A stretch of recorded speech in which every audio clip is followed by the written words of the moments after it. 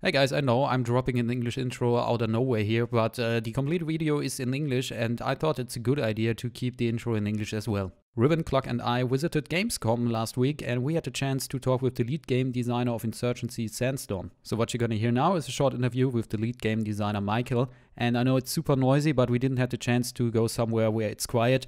We were in the business area, but even there it's super noisy. Also, my English is going to suck ass, but I was pretty nervous, and actually this was the first interview we did in person, so be a little bit merciful, please. Anyways, have fun with the video and let me know what you think in the comments. Also, I apologize to all native speakers in advance if the German gets strong in me during the next minutes.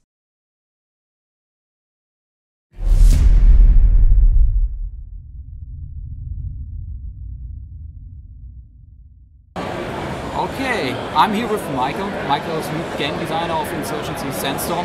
Have you worked with the team back in the days when you developed Insurgency? Yeah, well, I did work on the original standalone Insurgency. I joined the team in 2013, November, and I was the writer, and I was also the voice actor. I did all the voices in the original Insurgency.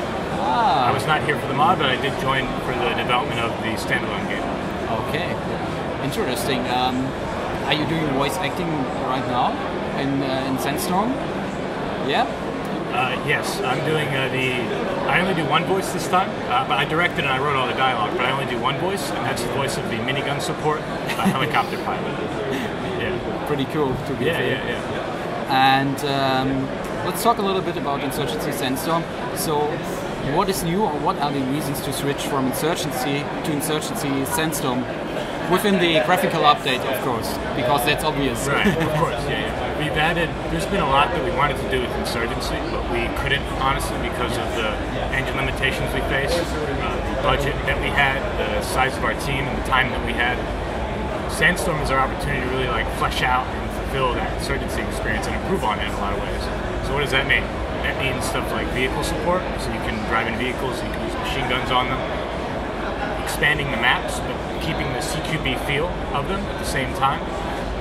Other mechanics like speed reloads, where you guys might have noticed when you were playing, you can drop a magazine on the ground if you double tap R and reload faster. Okay. A better magazine information system, basically in the bottom right, where it tells you how many bullets are in each one of your magazines. Door breaching, where you can breach doors, you can shoot down hinges, doors in general. That was something we didn't have in the previous Insurgencies. It's really been about refining the experience. Fire support is another great big thing where two classes can come together and one of them can call in artillery or a helicopter or a jet airstrike or something, while this can only happen when the other class is right beside them. It's kind of like if you look at Call of Duty, you can call in things, but they do it by kills. They do personal rewards. Yeah. Ours is centered around teamwork. So around these two classes, the commander and the observer, coming together to call that in. So a lot of different mechanics like this that have been improving the experience. Yeah, this mechanic feels like the mechanic in Day of Infamy, where you had the RTO, the radio operator, exactly. and the commander, or in the recently published Rising Storm 2. I guess they have the same mechanic. Yeah, that's pretty cool. It's two-player enforcing. Yeah, we wanted to bring it to a modern context, and it makes a lot of sense with all the tools that we have, helicopters and jets, all these kinds of things. Yeah, and do you think the gameplay loop or the pacing will be the same in Insurgency Sandstorm, or will it be a little bit more faster? Because it felt like you increased the movement speed a little bit. At least for me, but maybe that isn't the case. It's really, it's my personal feeling. Yeah, no, that's okay. It's legitimate. We for beta 1, we did look at the movement speed, and we decided it might be better to slow things down a little bit. Yeah. In the alpha, it was, you could say, pretty slow, but then in the we sped it up, and we might have just done it a little too much. So we're thinking about right now drawing it down just a little bit. This would be the sprint speed, but also maybe even just a little bit the normal movement speed. And also we wanted to speed up the aim down sight time a little bit. So This is among many tweaks that we're making, right? We're doing a bunch of different things. Okay, sounds pretty good. And have you run into some technical issues? during the implementation, especially when it comes to the implementation of the console version. Because what I recognize, which is pretty new in the game, is that you have real 3D scopes where you are double rendering the picture, I guess. So it feels like a real scope with a real magnifier or real magnification. And is this something that draws heavy on the performance? Because sometimes it feels like you're aiming on side and it draws a little bit behind. You know what I mean? No, exactly. Yeah. And part of that is because the game hasn't been fully optimized yet, so we do have things like that. We are looking into various different character level of details, prop level of details, profiling the game still. There was an issue with the engine we had to reach out to Epic about to figure out how to make these logs work properly. That's something that we're all doing leading up to Beta 2, and then even leading up to release, and then even after release. We're still going to be optimizing the game. So that's part of the reason why a lot of players had that experience. But we also have an option for the scopes in particular, where we can turn the level of detail of the scopes down to low. And this will make them not 3D scopes. Yeah. This will do the traditional sculpting that most shooter games do because 3D scopes are expensive. So. Yeah, they're expensive. But now we have both options. I remembered some armor modifications. They tried this as well, and it was a huge pain. Squad did it in the beginning. They had real 3D scopes, and it was a huge pain. And they were also using the Unreal 4 engine. And so you were in contact with Epic about some issues. Can you describe a little bit about your work with Epic? How close you're working together with them? It's been really good. It's nice to. We worked with Source before, which was Valve, and that was an engine that came from like almost 15 years ago. Yeah, exactly. So we were very familiar with that engine. It was very good to us. It was helpful. But it was time for us to move on. And Epic has been really awesome. Epic is constantly updating the engine. They're always active on our forums with them, our communication with them. They respond to us. They're very helpful to all UE4 developers. And we really benefit from that kind of relationship because, like I was saying, with the character level of details, we reached out to them and they helped us. And they've been giving us feedback. And it's been really good working with them. And you switched the engine. Have you increased your team? Have you new team members which are experienced with the Unreal 4 engine, or even experienced with console development? Well, we do have. We've hired new people since Insurgency. Our team is right now about 35 to 40 people. We have some in Amsterdam, our Amsterdam studio, some in our Denver studio, but most of them, maybe half, maybe less than half, are a lot of different contractors that work part-time all around the world. We have a lot of remote team members, which just goes to show you our modder roots, I guess, as a mod. We have people in the Czech Republic, Mexico, Brazil, lots of different places, America, outside of the Denver studio. And but all in all, our team has largely taught itself how to use Unreal Engine 4. We've all taught each other. We've gotten experience with it as a team. But we've worked with people who are also familiar with the engine already, who have been working with it. But no, largely it's the same team that worked on Insurgency. And because of that, we've had to get familiar with the new engine.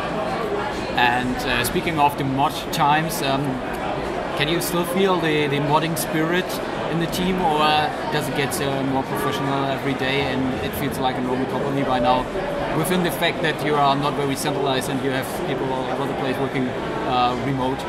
Yeah, we definitely have that modern spirit, I would say. Our structure is pretty flat. We discuss everything.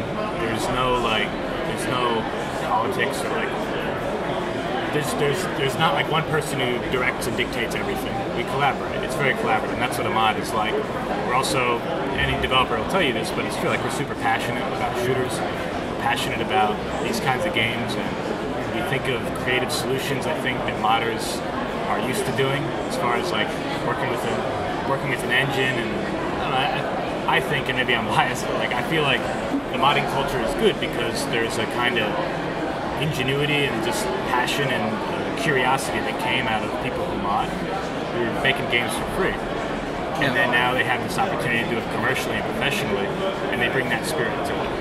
To answer you creatively. that's what I would say. But of course we're also professionals, right? Yeah. And so it's a balance, but overall, the modder culture is there. The best way I'd express it is that it's a very horizontal structure.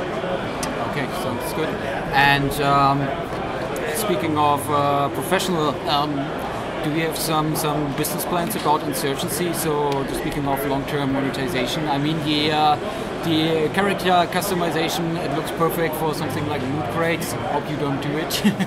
But do you have any plans for DLCs or similar things, an add-on like old school games did?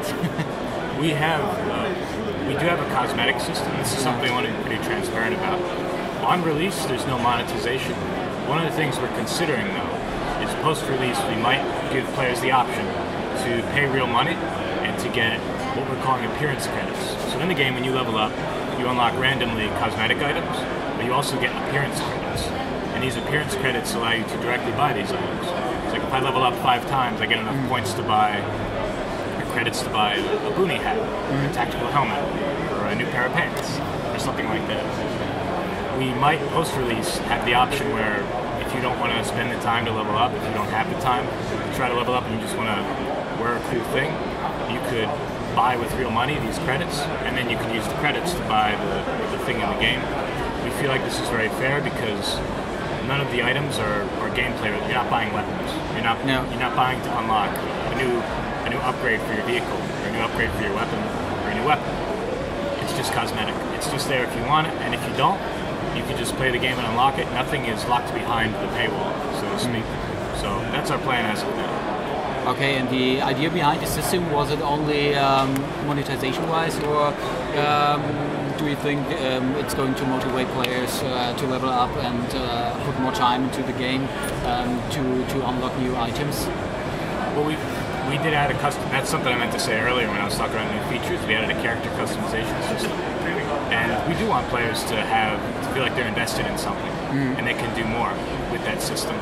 Like they'll be more motivated to play and unlock cool stuff and show off stuff to other people and develop their own kind of narrative in the game. In Insurgency, we have the Steam Workshop, so you downloaded skins. If you wanted to be German Bundeswehr or something, you could download a skin for that, and that would apply to your team. Now you can just put on the Flecktarn camo and buy a modern helmet, and that's the narrative you can project. We still want to have mod support, and we might do character stuff. It's a little complicated with our own system to make them both work together. But basically, we wanted this customization system because we wanted to incentivize players, and we might, post-release, do this monetization of it just to get people a shortcut, basically, and to allow them to support us. Like any money that you give is obviously going to our company, and we already have lots of free post-release content plans, like weapons and maps, more cosmetic items, etc. So you could support us. Does that answer your question? Yeah. Okay. Yes. And when it comes to community, mod support, of course, is important. But what I'm curious about is the competitive mode. You had it in Insurgency. It was really great, if you ask me. But I had the feeling, at least in Germany, it was not very popular, I felt like some people are missing something. Are you going to push competitive mode? Is Insurgency Sandstorm going to have a competitive mode? Do you mean the competitive mode in Insurgency? Yeah, okay, the competitive mode in Insurgency was great. Yeah. We do have a competitive mode in Sandstorm, and we do intend to push it. We want to. It's a much better system, you could say, than it was in Insurgency. In Sandstorm, it's proper matchmaking. So you party up with 5 people or 4 other people, and then you find a match, and it will match you with another group of 5 or whoever's available, whatever. And you play each other, and you can go up and down in your rank. And you play people within your tier. You play people within your rank, and then if you win, then you can progress. And it's like a proper matchmaking competitive system that players would expect out of a ranked matchmaking system, which wasn't really how it worked in Insurgency. So now, it's something that we're pushing. It was already functional in Beta 1. It's going to be functional in Beta 2 as well. I'm really looking forward to it because I think Insurgency Sandstorm has a lot of appeal to people who like co-op, people who just like versus, people who like competitive, people who like all 3. So it'll be interesting to see which experiences people prefer and how those experiences might be iterated upon or changed as we go along. Okay, sounds good to me. I guess we're done. Cool. I'm done with my questions. Great. And thank you very much. Absolutely. And Thank have you. a great fair. You too. Thank you. Vielen Dank.